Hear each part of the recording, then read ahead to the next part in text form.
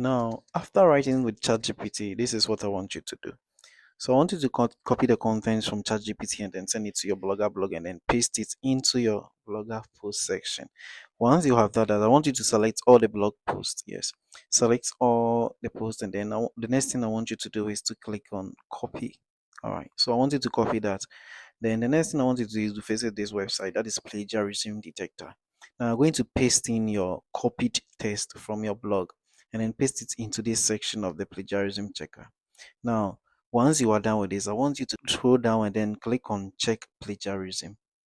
All right. Now, what we are going to do right now is we are checking if the blog post we have written is not found on any other blog. So now let's take an example here. Now we have unique as 93, and that is for the green section you see around here. All right. So I want you to put this in your head. If it is partial and it's sea blue, that color, as you are not seeing it, anytime you get a percentage for the partial, I want you to ignore it. Don't do anything to it. But if you find something like exact, where I'm seeing 7% or any other percentage that you will see, that is a section that you'll be editing or you will need to fix. All right. So in order for you to fix this 7%, come to this section. All right. So around this section, I want you to scroll down. Now you can see the exact plagiarism, which is underlined or highlighted with a red kind color.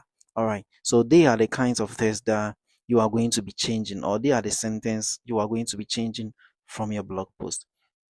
So as I was saying now, if you take a look again from this side, I said 7% exact plagiarism, and that is what you are seeing over here. Perfect. Now, if you want to change this, now this is what you're going to do. I want you to select that from the plagiarism detector. I want you to copy that. Then I want you to come back to your blogger post. All right. So once you're on your blogger post, I want you to search for, that is, you can press Ctrl plus F to bring out the search button. Then I want you to paste what you just copied from your plagiarism detector. It is going to locate the kind of word on your blog post.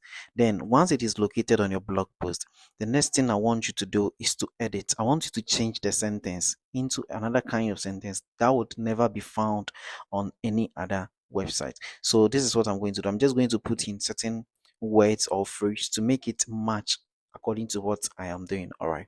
So you can watch me as I do the same thing, and you can also do the same thing with me. All right. Then after changing it, I want you to come back to plagiarism again. Select the second one, which is also on exact plagiarism.